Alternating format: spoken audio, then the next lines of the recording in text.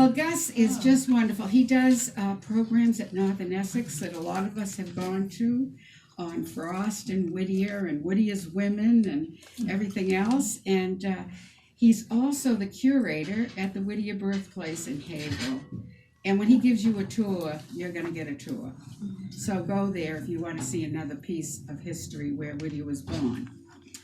And we're going to have him do a course this spring here in this house. We haven't done the title yet, but we're going to do it. So without further ado, I welcome our good friend John Greenleaf Whittier, Gus Reusch. Okay.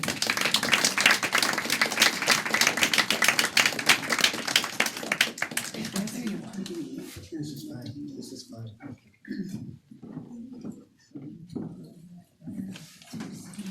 I'm only half Mr. Whittier's size. That's all I can do. Can't grow overnight. Thank you very much for asking me to come here today.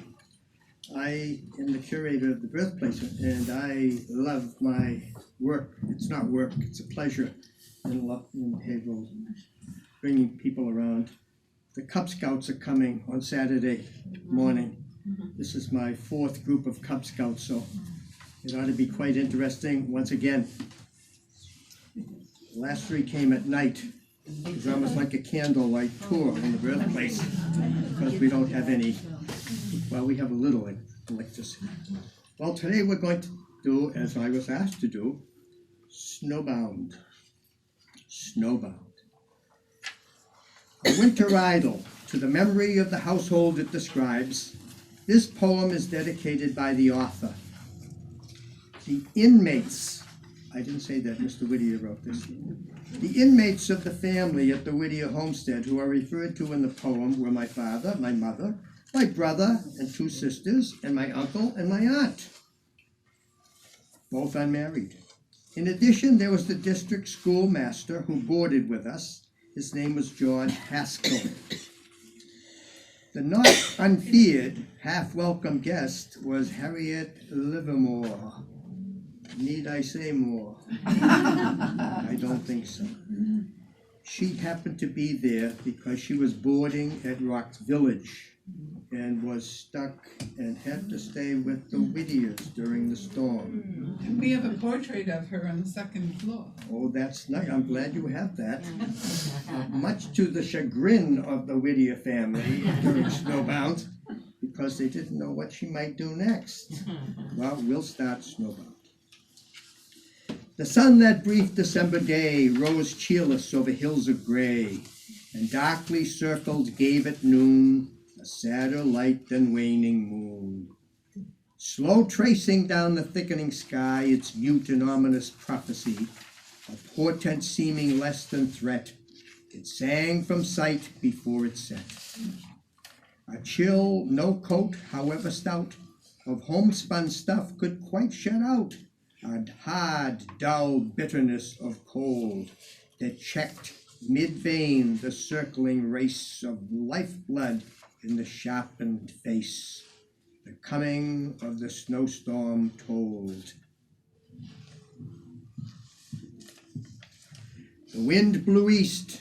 We heard the roar of ocean on his wintry shore, and felt the strong pulse throbbing there, beat with low rhythm our inland air.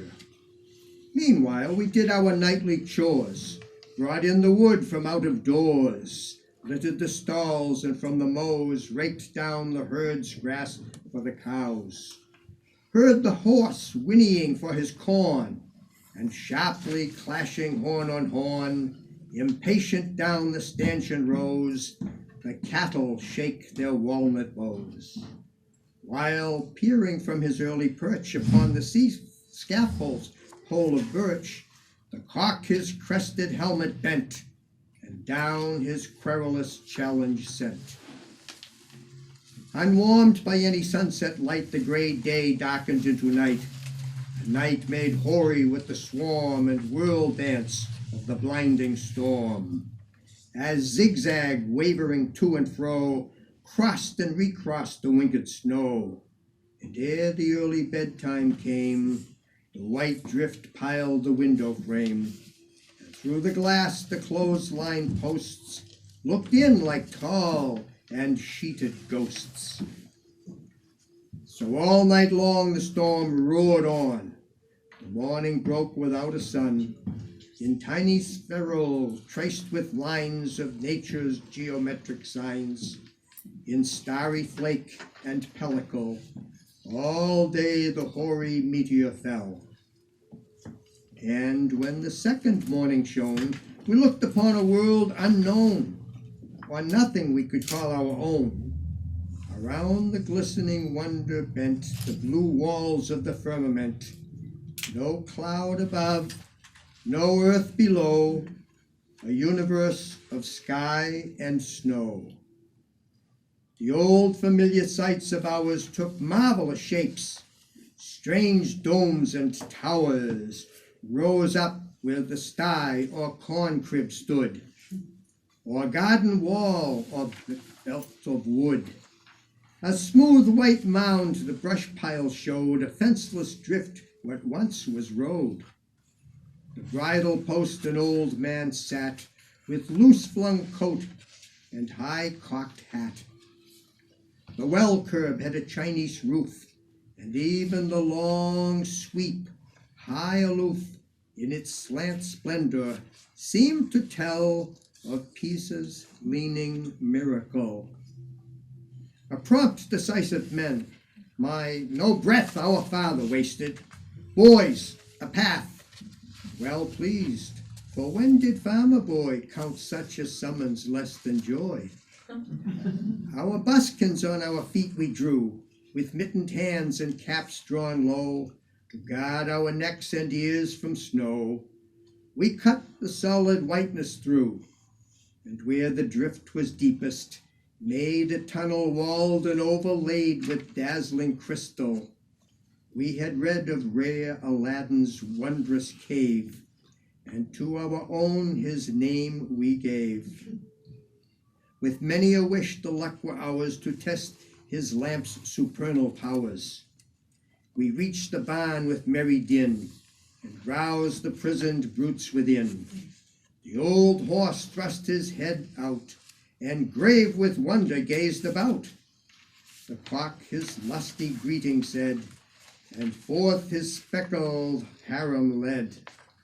The oxen lashed their tails and hooked, and mild reproach of hunger looked. The horned patriarch of the sheep, like Egypt's Ammon, roused from sleep, shook his sage head with gesture mute, and emphasized with stamp of foot. All day the gusty north wind bore the loosening drift its breath before. Low circling round its southern zone, the sun through dazzling snow mist shone. No church bell lent its Christian tone to the savage air, no social smoke curled over woods or snow-hung oak. A solitude made more intense by dreary-voiced elements. The shrieking of the mindless wind, the moaning tree boughs swaying blind, and on the glass the unmeaning beat of ghostly fingertips of sleet. Beyond the circle of our hearth, no welcome sound of toil or mirth, unbound the spell and testified of human life and thought outside. We minded that the sharpest ear the buried brooklet could not hear, the music of whose liquid lip had been to us companionship, and in our lonely life had grown to have an almost human tone. As night drew on, and from the crest of wooded knolls that ridged the west, the sun, a snow-blown traveler, sank from sight beneath the smothering bank. We piled with care our nightly stack of wood against the chimney back. The oaken log, green, huge, and thick, and on its top the stout back stick. The knotty forestick laid apart and filled between with curious art the ragged brush. Then hovering near, we watched the first red blaze appear. heard the sharp crackle, caught the gleam on whitewashed wall and sagging beam, until the old rude furnished room burst flower-like into rosy bloom, while radiant with a mimic flame outside the sparkling drift became, and through the bare-boughed lilac tree our own warm hearth seemed blazing free. The crane and pendant trammels showed, the Turks' heads on the andirons glowed, while childish fancy prompt to tell the meaning of the miracle whispered the old rhyme, under the tree when fire outdoors burns merrily, there the witches are making tea. The moon above the eastern wood shone at its full.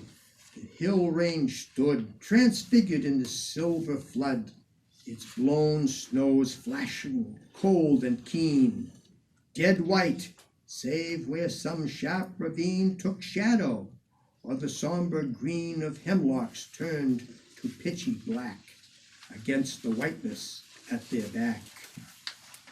For such a world and such a night, most fitting that unwarming light, which only seemed where'er it fell to make the coldness visible. Shut in from all the world without, we sat the clean winged hearth about, content to let the north wind roar in baffled rage at pane and door, while the red logs before us beat the frost line back with tropic heat. And ever, when a louder blast shook beam and rafter as it passed, the merrier up its roaring draught the great throat of the chimney laughed. The house dog on his paws outspread laid to the fire his drowsy head. The cat's dark silhouette on the wall, a couchant tiger seemed to fall. And for the winter fireside meet, between the andiron straddling feet, the mug of cider simmered slow, the apples sputtered in a row. And close at hand the basket stood, with nuts from brown October's wood. What matter how the night behaved? What matter how the north wind raved? Blow high, blow low, not all its snow could quench our hearth fire's ruddy glow. Oh, time and change, with hair as gray as was my sire's that winter day. How strange it seems, with so much gone of life and love, to still live on. Ah, brother, only I and thou are left of all that circle now, the dear home faces whereupon that fitful firelight paled and shone. Henceforward, listen as we will, the voices of that hearth are still. Look where we may, the wide earth o'er, those lighted faces smile no more. We tread the paths their feet have worn, we sit beneath their orchard trees, we hear, like them, the hum of bees and rustle of the bladed corn. We turn the pages that they read, their written words we linger o'er, but in the sun they cast no shade, no voice is heard, no sign is made, no step is on the conscious flow. Yet love will dream, and faith will trust, since he who knows our need is just, that somehow, somewhere, meet we must. Alas for him who never sees the stars shine through his cypress trees, who hopeless lays his dead away, nor looks to see the breaking day across the mournful marbles play, who hath not learned in hours of faith the truth to flesh and sense unknown, that life is ever lord of death, and love can never lose its own. We sped the time with stories old, brought puzzles out and riddles told, or stammered from our school book lore the chief of Gambia's golden shore. How often since, when all the land was clay in slavery's shaping hand, as if a far-blown trumpet stirred the languorous, sin-sick air I heard. Does not the voice of reason cry, claim the first right which nature gave, from the red scourge of bondage fly, nor deign to live a burdened slave? Our father rode again his ride on Memphremagog's wooded side, sat down again to moose and samp in trapper's hut and Indian camp, lived o'er the old idyllic ease beneath St. Francois' hemlock trees. Again for him the moonlight shone on Norman cap and bodiced zone. Again he heard the violin play, which led the village dance away, and mingled in its merry whirl the grande dame and the laughing girl. Or nearer home, our steps he led, where Salisbury's level marshes spread, mile wide as flies the laden bee, where merry mowers, hale and strong, swept scythe on scythe their swaths along, low green prairies of the sea. We shared the fishing off Boar's Head, and round the rocky isles of shoals, the hot hake broil on the driftwood coals, the chowder on the sand beach made, dipped by the hungry, steaming hot, with spoons of clamshell from the pot.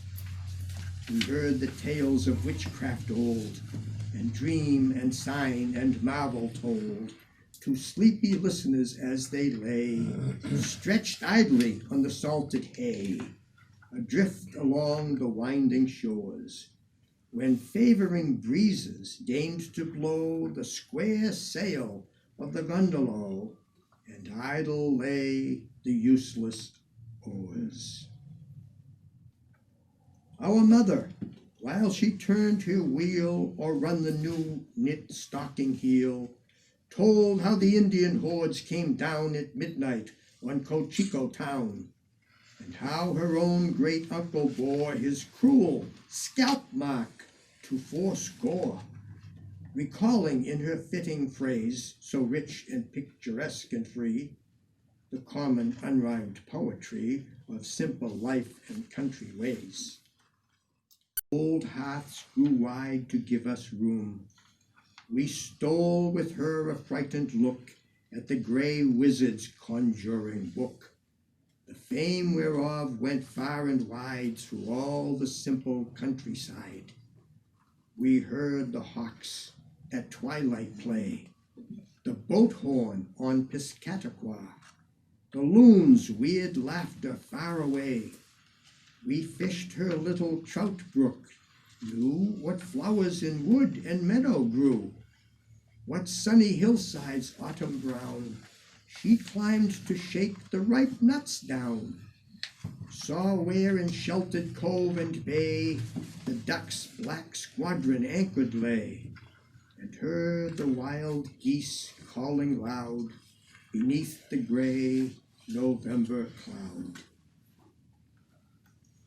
Then haply, with a look more grave and sober a tone, some tale she gave from painful Sewell's ancient tome, beloved in every Quaker home, of faith fire-winged by martyrdom, or Chalkley's journal, old and quaint, gentlest of skippers, rare sea saint, who, when the dreary calms prevailed, and water butt and bread cask failed, and cruel hungry eyes pursued his portly presence, mad for food, with dark hints muttered under breath of casting lots for life or death, offered, if heaven with hell supplies, to be himself the sacrifice. Then suddenly, as if to save the good man from his living grave, a ripple on the water grew. A school of porpoise flashed in view. Take, eat, he said, and be content. These fishes in my stead are sent by him who gave the tangled ram to spare the child of Abraham. Our uncle, innocent of books, was rich in lore of fields and brooks. The ancient teachers, never dumb, of nature's unhoused lyceum, in moons and tides and weatherwise, he read the clouds as prophecies, and foul or fair could well divine by many an occult hint and sign, holding the cunning warded keys to all the woodcraft mysteries. Himself to nature's heart so near that all her voices in his ear of least of bird had meanings clear, like Apollonius of old, who knew the tales the sparrows told, or Hermes, who interpreted what the sage cranes of Nilus said. A simple, guileless, childlike man, content to live where life began, strong only on his native grounds, the little world of sights and sounds, whose girdle was the parish bounds, whereof his fondly partial pride the common features magnified, as Surrey hills to mountains grew, in white of Selborne's loving view. He told how teal and loon he shot, and how the eagle's eggs he got, the feats on pond and river done, the prodigies of rod and gun, till, warming with the tales he told, forgotten was the outside cold. The bitter wind unheeded blew, from ripening corn the pigeons flew, the partridge drummed in the wood, the mink went fishing down the river brink. In fields with bean or clover gay, the woodchuck like a hermit gray peered from the doorway of his cell. The muskrat plied the mason's trade, and tier by tier his mud walls laid. And from the shag bark overhead, the grizzled squirrel dropped his shell. Next, the dear aunt, whose smile of cheer and voice in dreams I see and hear, the sweetest woman ever fate perverse denied a household mate, who, lonely, homeless, not the less, found peace in love's unselfishness, and welcome wheresoe'er she went, a calm and gracious element, whose presence seemed the sweet income and womanly atmosphere of home, called up her girlhood memories, the huskings and the applebees, the sleigh rides and the summer sails, weaving through all the poor details and homespun warp of circumstance, a golden woof thread of romance. For well she kept her genial mood and simple faith of maidenhood. Before her still a cloudland lay, the mirage loomed across her way. The morning dew, that dries so soon with others, glistened at her noon. Through years of toil and soil and care, from glossy tress to thin gray hair, all unprofaned she held apart the virgin fancies of the heart. Be shame to him of woman born, who hath for such but thought of scorn. There too our elder plied her evening task to stand beside, a full, rich nature free to trust, truthful and almost sternly just, impulsive, earnest, prompt to act, and make her generous thought a fact, keeping with many a light disguise the secret of self-sacrifice. O heart sore tried, Thou hast the best that heaven itself could give thee, rest. Rest from all bitter thoughts and things. How many a poor one's blessing went with thee beneath the low green tent, whose curtain never outward swings. As one who held herself apart of all she saw and let her heart against the household bosom lean, upon the motley braided mat our youngest and our dearest sat, lifting her large, sweet asking eyes, now bathed in the unfading green and holy peace of paradise. Oh, looking from some heavenly hill, or from the shade of saintly palms, or silver reach of river calms, do those large eyes behold me still?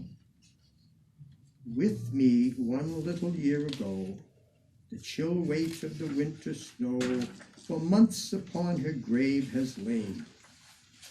And now, when summer south winds blow, and briar and harebell bloom again, I tread the pleasant paths we trod. I see the violet-sprinkled sod, whereon she leaned, too frail and weak, the hillside flowers she loved to seek. Yet following me where'er I went, with dark eyes full of love's content. The birds are glad, the briar rose fills the air with sweetness. All the hills stretch green to June's unclouded eye, but still I wait with ear and eye for something gone which should be nigh, a loss in all familiar things, in flower that blooms and bird that sings. And yet, dear heart, remembering thee, am I not richer than of old? Safe in thy immortality, what change can reach the wealth I hold? What chance can mar the pearl and gold thy love hath left in trust with me? And while in life's late afternoon, where cool and long the shadows grow, I walk to meet the night that soon shall shape and shadow overflow, I cannot feel that thou art far, since near at need the angels are. And when the sunset gates unbar, shall I not see thee waiting stand? And while white against the evening star, the welcome of thy beckoning hand? Brisk wielder of the birchen rule, the master of the district school, held at the fire his favored place, its warm glow lit a laughing face, fresh-hued and fair, where scarce appeared the uncertain prophecy of beard. He teased the mitten-blinded cat, he played crosspins on my uncle's hat, sang songs and told us what befalls in classic Dartmouth's college halls, born the wild northern hills among, from whence his yeoman father wrung by patient toil subsistence scant, not competence and yet not want. He early gained the power to pay his cheerful, self-reliant way, could doff at ease his scholar's gown, to peddle wares from town to town, or through the long vacations reach in lonely lowland districts teach, where all the droll experience found at stranger hearths in boarding round, the moonlit skater's keen delight, the sleigh drive through the frosty night, the rustic party with its rough accompaniment of blind man's bluff, and whirling plate and forfeits paid, his winter task a pastime made. Happy the snow-locked homes wherein he tuned his merry violin, or played the athlete in the barn, or held the good dame's winding yarn, or mirth-provoking versions told of classic legends rare and old, wherein the scenes of Greece and Rome had all the commonplace of home, and little seemed at best the odds twixt Yankee peddlers and old gods, where Pindus born Aractus took the guise of any gristmill brook, and dread Olympus at his will became a huckleberry hill. A careless boy that night he seemed, but at his desk he had the look and air of one who wisely schemed, and hostage from the future took in trained thought and lore of book. Large-brained, clear-eyed, of such as he shall freedom's young apostles be, who, following in war's bloody trail, shall every lingering wrong assail. All chains from limb and spirit strike, uplift the black and white alike, scatter before their swift advance the darkness and the ignorance, the pride, the lust, the squalid sloth, which nurtured treason's monstrous growth, made murder pastime, and the hell of prison torture possible. The cruel lie of caste refute, old forms remold and substitute for slavery's lash, the free man's will, for blind routine, wise-handed skill. A schoolhouse plant on every hill, stretching in radiant nerve lines thence, the quick wires of intelligence, till north and south together brought shall own the same electric thought. In peace, a common flag salute, and side by side in labors free and unresentful rivalry, harvest the fields wherein they fought. Another guest that winter night flashed back from lustrous eyes the light, unmarked by time and yet not young, the honeyed music of her tongue and words of meekness scarcely told a nature passionate and bold, strong, self-concentred, spurning guide, its milder features dwarfed beside her unbent will's majestic pride. She sat among us at the best, a not unfeared, half-welcome guest, rebuking with her cultured phrase our homeliness of words and ways. A certain pod-like treacherous grace swayed the lithe limbs and drooped the lash, lent the white teeth their dazzling flash, and under low brows black with night rayed out at times a dangerous light. The sharp heat lightnings of her face presaging ill to him whom fate condemned to share her love or hate. A woman tropical, intense, in thought and act, in soul and sense, she blended in a like degree the vixen and the devotee, revealing with each freak or feint the temper of Petruchio's Kate and the raptures of Siena's saint.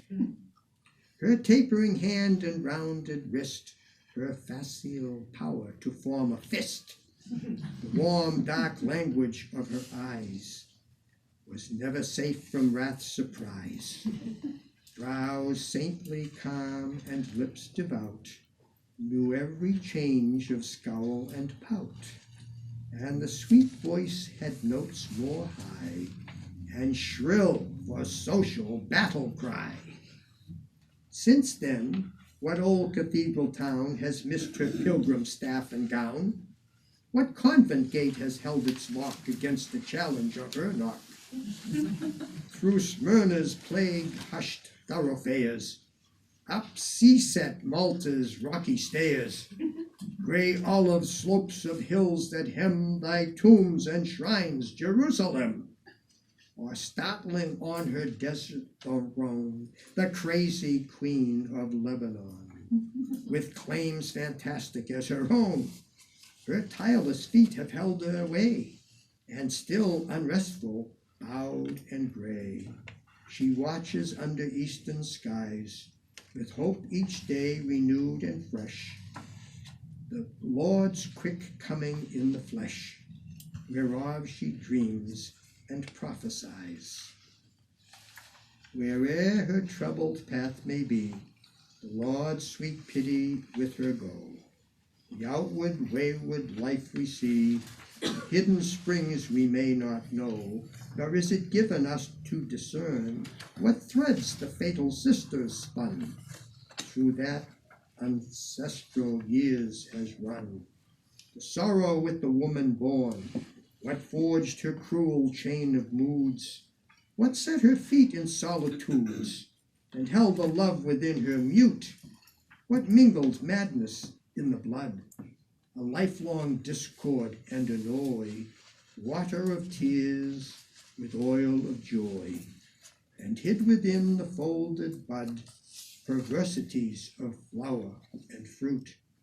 It is not ours to separate the tangled skein of will and fate, to show what metes and bounds should stand upon the soul's debatable land, and between choice and providence divide the circle of events. But he who knows our frame is just, merciful and compassionate, and full of sweet assurances, and hope for all the language is, that he remembereth we are dust. At last the great logs crumbling low sent out a dull and duller glow. The bull's-eye watch that hung in view, ticking its weary circuit through, pointed with mutely warning sign its black hand to the hour of 9. That sign the pleasant circle broke. My uncle ceased his pipe to smoke, knocked from its bowl the refuse gray, and laid it tenderly away, then roused himself to safely cover the dull red brands with ashes o'er, and while with care our mother laid the work aside, her steps she stayed, one moment seeking to express her grateful sense of happiness for food and shelter, warmth and health, and love's contentment more than wealth. With simple wishes, not the weak, vain prayers which no fulfillment seek, but such as warm the generous heart, or prompt do with heaven its part, that none might lack that bitter night for bread and clothing, warmth and light. Within our beds awhile we heard the wind that round the gables roared, with now and then a ruder shock, which made our very bedsteads rock. We heard the loosened clapboards tossed, the board nails snapping in the frost, and on us, through the unplastered wall, felt the light sifted snowflakes fall. But sleep stole on as sleep will do, when hearts are light and life is new.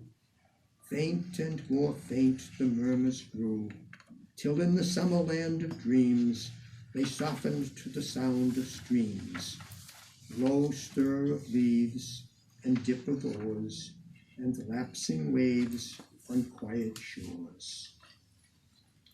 Next morn we wakened with the shout of merry voices high and clear, and saw the teamsters drawing near to break the drifted highways out. Down the long hillside treading slow, we saw the half-buried oxen go, shaking the snow from heads up-tossed, their straining nostrils white with frost. Before our door the straggling train drew up, an added team to gain. The elders threshed their hands a-cold, passed with the cider mug, their jokes from lip to lip. The younger folks down the loose snowbanks wrestling rolled, then toiled again the cavalcade o'er windy hill, through clogged ravine, and woodland paths that wound between. Low drooping pine boughs winter wave, from every barn a team afoot, at every house a new recruit, where, drawn by nature's subless law, haply the watchful young men saw sweet doorway pictures of the curls and curious eyes of merry girls, lifting their hands in mock defense against the snowball's compliments, and reading in each missive tossed the charm with Eden never lost. We heard once more the sleigh bells sound, and following where the teamsters led, the wise old doctor went his round, just pausing at our door to say, in the brief autocratic way of one who, prompt at duty's call, was free to urge her claim on all, that some poor neighbor sick abed at night our mother's aid would need. For one in generous thought indeed, what mattered in the sufferer's sight the Quaker matron's inward light? The doctor's mail of Calvin's creed? All hearts confess the saints elect, who twain in faith and love agree, and melt not in an acid sect, the Christian pearl of charity. So days went on. A week had passed since the great world was heard from last. The almanac we studied o'er, read and reread our little store of books and pamphlets, scarce a score. One harmless novel, mostly hid from younger eyes, a book forbid. And poetry, or good or bad, a single book was all we had, where Elwood's meek, drab-skirted muse, a stranger to the heathen nine, sang with a somewhat nasal whine the wars of David and the Jews. At last the floundering carrier bore the village paper to our door. Lo, broadening outward as we read, to warmer zones the horizon spread. In panoramic length unrolled, we saw the marvels that it told. Before us passed the painted creeks, and daft McGregor on his raids in Costa Rica's Everglades, and up Taygeto's winding slow rode Ypsilanti's mighty creeks, a Turk's head at each saddle bow. Welcome to us, its week-old news, its corner for the rustic muse, its monthly gauge of snow and rain, its record mingling in a breath, the wedding bell and dirge of death. Jest, anecdote, and love-lorn tale, the latest culprit sent to jail. Its hue and cry of stolen and loss, its venue sales and goods at cost. And traffic calling loud for gain, we felt the stir of hall and feet and street, the pulse of life that round us beat. The chill embargo of the snow was melted in the genial glow. Wide swung again our ice-locked door, and all the world was ours once more. Clasp, angel of the backward look, and folded wings of ashen gray, and voices of echoes far away, the brazen covers of thy book, the weird palimpsest, old and vast, wherein thou hidst the spectral past, where closely mingling, pale and glow, the characters of joy and woe, the monographs of outlived years, or smile illumed or dim with tears, green hills of life that slope to death, and haunts of home whose vista'd trees shade off to mournful cypresses, with the white amaranths underneath. Even while I look, I can but heed the restless sand's incessant fall, importunate hours that hours succeed, each clamorous with its own sharp need, and duty-keeping taste withal. Shut down and clasp the heavy lids. I hear again the voice that bids, the dreamer leave his dream midway for larger hopes and graver fears. Life greatens in these later years. The century's aloe flowers today. Yet haply in some lull of life, some truce of God which breaks its strife, the worldling's eyes shall gather dew, dreaming in throngful city ways of winter joys his boyhood knew. And dear and early friends, the few who yet remain, shall pause to view these Flemish pictures of old days. Sit with me by the homestead hearth, and stretch the hands of memory forth, to warm them at the wood fire's blaze, and thanks untraced to lips unknown shall greet me like the odors blown from unseen meadows newly mown, or lilies floating in some pond. Wind fringe the wayside gaze beyond. The traveler owns the grateful sense of sweetness near, he knows not whence, and pausing takes with forehead bare the benediction of the air.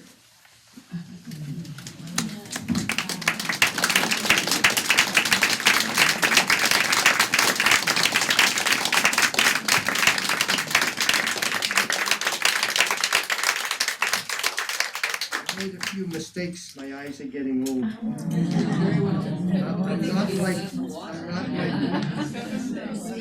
I'm not like Mr. Whittier, almost 204. I'm only 77.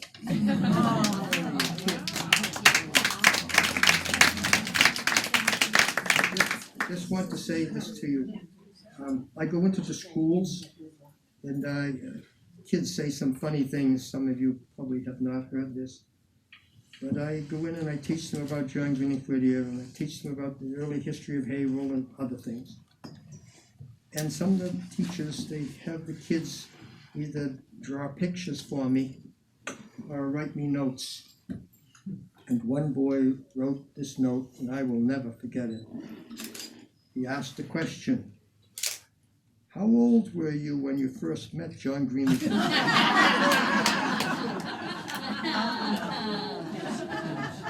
And then the next sentence said, "You must have been good friends because he gave you lots of cool things." That's my collection of John Greenleaf Whittier.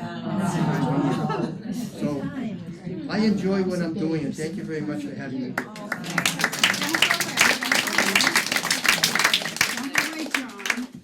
We have, maybe some people might have some questions. Uh-oh. I mean, like, John Greenleaf Whittier only had a book in the Bible, but he wrote about so many exotic places and Exotic. gods and goddesses, and where did that all come from? Well, I have to be fair here. I know he never married. We all know that. He always gave excuses. When he was young, he was too poor. When he got a little older, he had to take care of his mother and his aunt and his sister. And when he was rich, he was too old. Smart man. Like a sailor, I have uncovered lots of information because the course I taught at Northern Essex, the women there wanted to know about all his girlfriends. And so I did a little digging. He had more than his share. He did. And about 2 months ago now, I was asked to go to Marblehead to talk about Mr. Whittier's connection with Marblehead. Little did they know what I was going to say, because I found wonderful things. He was at the academy in Haverhill for that 1 year. He had a romantic interest in a young lady, Evelina Bray. Well, I know the rest of the stories. I was digging. Evelina Bray. And during the summertime, Mr. Whittier decided to go visit her at Marblehead. He had transportation all the way to Salem, but then he walked from Salem to Marblehead. He walked all by himself. And when he got to her home, her parents wouldn't let him in. They came from wealth. He was a poor Quaker farmer, so they wouldn't let him in. But she came out of the house, and she walked with him down to the harbor of Marblehead and sat near the old fort and stayed a while and stayed a little longer and stayed a little longer still. And later on, he decided to write a poem about that little journey, a sea dream. It's really nice. Never mentions Evelina Bray, never mentions Greenleaf, but they were the two in that poem. It's interesting what happened later, because she went one way and he went the other. And when he was a little older, he was in Philadelphia at a meeting, and someone said to him, "Did you realize who was sitting on our bench with us?" And he said, "No." Well, it was Evelina Bray Downey. She had married and moved to Philadelphia. As Mr. Whittier was wont to do, he loved knocking on doors. He loved going into homes, too.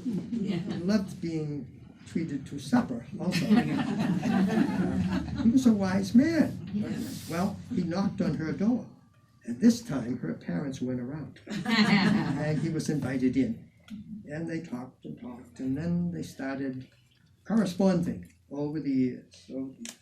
And when they had a reunion of the school, Haverhill Academy, he made sure that she received an invitation.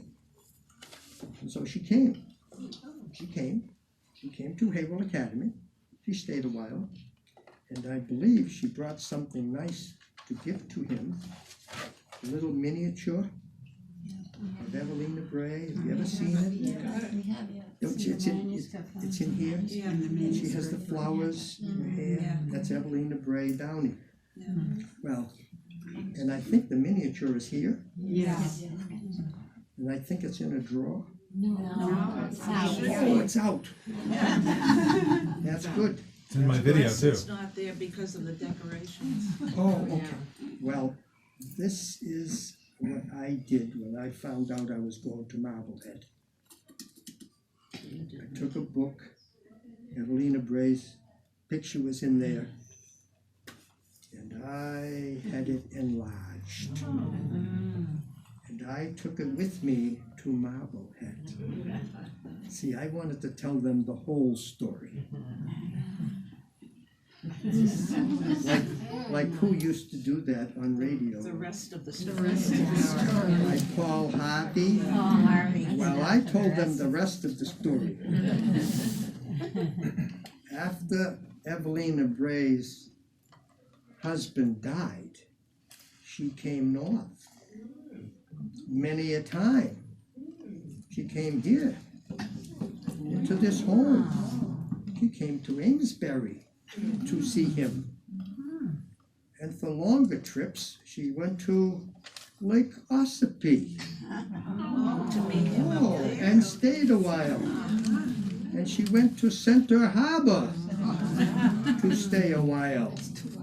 So I had to tell this whole story to all these people in Marblehead. I'm amazed that they have asked me to come back. But I wanted them to know the rest of the story. It wasn't. Well, I have to say, he had lots of famous women friends. Do I understand that we have his little picture on top of the desk, and I think his family sent the picture back, his Picture. Yeah, yeah. Yes. They didn't want it in their house. No. He given her. Oh, I see. Yeah. But in the birthplace now, in the first kitchen, the Yeah. 1688 kitchen, Yes.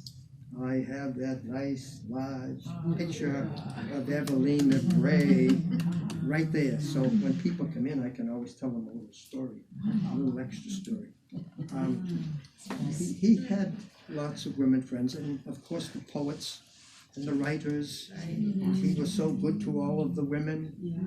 He was upset, when women weren't invited to parties that he was invited to. That bothered him, and I don't know if you're aware of his 70th birthday party. Yes. We have Are you pictures. all aware It's of right this? over there on the wall. Are you aware of The what, ladies, the Amesbury Oh. gave him. the All the letters there? pictures. No, the pictures. All the Oh, pictures the on picture, the I'm wall. sorry. All the frames. Because this It was is in an what, album. this is what I found out just recently, this summer. Samuel Clemens' autobiography was released finally after 100 years, according to his will. And I went immediately to the Haverhill Public Library to find the book. And I looked up Whittier, John G. 70th birthday party. Oh, and the whole story is in that book. The whole story. Mark Twain's whole speech, the lady's letter to him, telling him how much her family really appreciated his speech because they found it hilarious. He was thrilled that he received a letter from her, sent her a letter, thank you letter, and said that it had been 28 years since he had read his speech at Mr. Whittier's 70th birthday party. 28 years. He felt guilty. This is Mark Twain. Very guilty. But he had no guilt any longer. And he thanked her for saying that it was in fact, he said, I didn't find any vulgarity in it at all. And there wasn't any. It's funny. It's really funny. So Mr. Whittier is very famous. It's hard for us, and I have a difficult time telling the kids in school. But when I say it the way they catch on. Mr. Whittier in his day, he was a rock star. He was a rock star. I mean, he was known throughout the world. Internationally famous. I mean, Mr. Longfellow. I mean, he was with Oliver Wendell Holmes and Longfellow and James Russell Lowell and on and on and on. He was a rock star and very, very famous. And when he passed away, people of Amesbury found out how much money he still had in his will. Oh yes, he found, $134,000 in 1892. He's a multimillionaire, really? Yeah. He had plenty of money. And then the people of Amesbury remembered something that was forgotten for a while. After his mother died, and his sister and his aunt died, and he was all by himself in his home. Didn't like to cook. Would always take a little walk just before supper time. Always just before supper time. And he would always knock on the Quaker family door. Oh, Mr. Whittier, won't you please come in? It's so nice to see you. Would you like to stay for supper? He was a shrewd man. He knew Yes, he what was. he was doing. Do I have stories about Mr. Whittier? I have a ton of stories. That's but why you gotta come to our course. One more thing about Mr. Whittier, Yes. just one more. He was a rebel. And Oh, he yes. stood up for equality, inequality. He was right all over it with Lord Garrison. And he'd be here speaking out today because he was he would have been considered a radical. In fact, when he first started doing the anti-abolition thing and the pamphlets, it really hurt him with his poetry.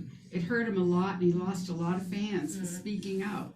But we respect him so much because that little gray-haired man up there, he put his life and limb out there and almost got killed a few times. And people don't know that side of him too much. But see, you used the wrong word there. Oh, give me the right one. You said little man. He was tall. He was very He was tall. I thought you were talking about me there. You are statuesque to me. Statuesque. Yes. Anyway, we just wanted to remember that part. And the fact that we're celebrating his 204th birthday a week from Friday at the Molise. If anyone wants to sign up for that today, you can fill out one of these little sheets and write a check for $25, and we'll put your name on the list. I have a partial list. Gus and his wife are coming. A few men are coming, you know, and so anybody that wants to bring a man along is welcome.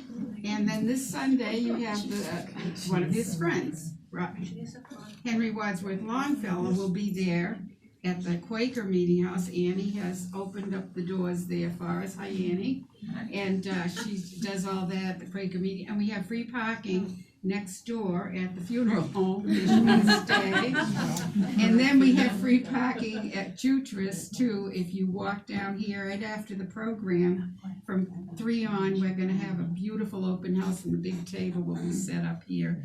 And bring your friends. It's gonna be a beautiful afternoon with music and everything, so. Yes, Pam. I didn't hear the whole program yesterday, but on NPR, there was something about a commemorative issue of the Atlantic Monthly. And they named various writers and abolitionists without mentioning Whittier. But my understanding was that Whittier was one of the people that helped found the Atlantic Monthly. Yes. And I don't, but anyway, I didn't know if anyone heard the program yesterday, but it might be a book that you might want to see.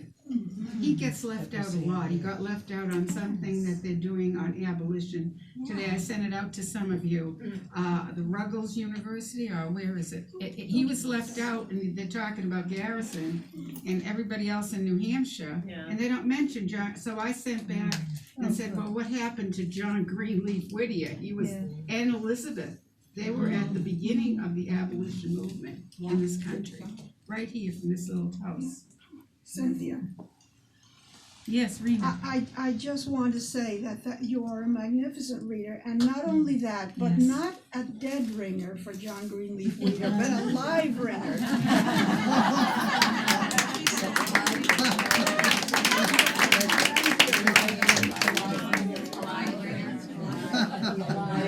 Well, he's probably listening. He's probably listening. Could I just tell one more thing? Oh, yes. Just one. When Mr. Whittier turned 200, 2007, in Haverhill, they had a birthday party for him. Oh, yeah. And I was at the birthplace because we had a 24-hour poetry vigil there. And I signed up for 3 o'clock in the morning. I was not the curator then, so I didn't have too much to pick from. 3 o'clock in the morning, we had a blizzard. And I couldn't get there at 3 o'clock. I didn't get there until 5 o'clock. And as soon as I got there, the 2 curators, they said, good night, and they were gone. And I had been told to get 20 poems ready to read to the people who are visiting. I sat in Sarah Greenleaf Whittier's chair, the rocking chair, and I read my 20 poems out loud to no one but the snow, the wind, and me. But it was mind-boggling because it was scary. It was kind of, I'm sitting in the chair and I'm reading his poems. And then they had a party for him at the Haverhill Public Library, and the students said Whittier Votek had made a cake for him. I mean, a cake. It was 5 feet long, 3 feet wide, weighed 457 pounds. It was unbelievable. The only problem is, we had a snowstorm. They didn't know how to get the cake out of Whittier Votek and get it all the way to the public library. They had to call Bresnahan's movers in the blizzard. They had to put plywood underneath the cake. And they got it in the truck, they brought it to the library. Nobody was there? Oh, yes, everyone was there, but the kitchen sink, everyone was there. People from the governor's office and, oh, it just went on. Yeah, food and. But they couldn't get the cake into the library because the doors were too narrow. So this is what they did. The students in the culinary arts department, they get the cake and they tilted it a little bit. And they went through the door like this. No. And it was kind of tough to do, but they managed to get it in. The reason why it was so tough to get through the door was the students didn't just make a cake. They were architects, really. The frosting was this thick. The cake was this thick. But on top of the cake, they had built the birthplace out of chocolate from Switzerland. They had built the barn. They had built the shed. On top of the cake, it was beautiful. It was wonderful. And they did a little patchwork once they got it inside. Once I got there, they said, since you're John Greenleaf Whittier, you have to read a poem. That's how much notice I had. So I used one of them that I had practiced with at the birthplace. And it was called My Birthday. My Birthday. He had written it many years before when he was 65, thinking he wasn't going to last much longer because the family was gone. Yeah. And so I read My Birthday. I had practiced at the birthplace, so it worked out beautifully. I have a picture of the cake at the birthplace. In case you ever want to come by, it is big cake. Big. And they promised me I would get some chocolate from the buildings. They said they were going to put it in the freezer at the birthplace. Little did I realize there wasn't any freezer at the birthplace. Did I ever get any chocolate? No. But I spent my days in the birthplace. I mean, it's wonderful, so I have fun. Well, we want to give you some chocolate.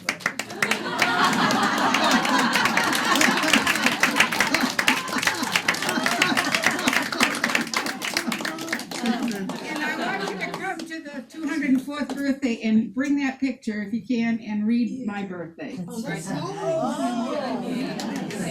So everybody, we just give him one more hand because he deserves it.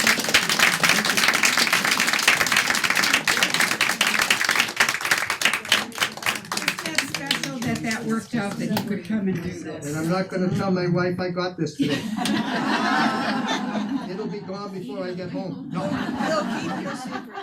So could He'll I keep your ask secret.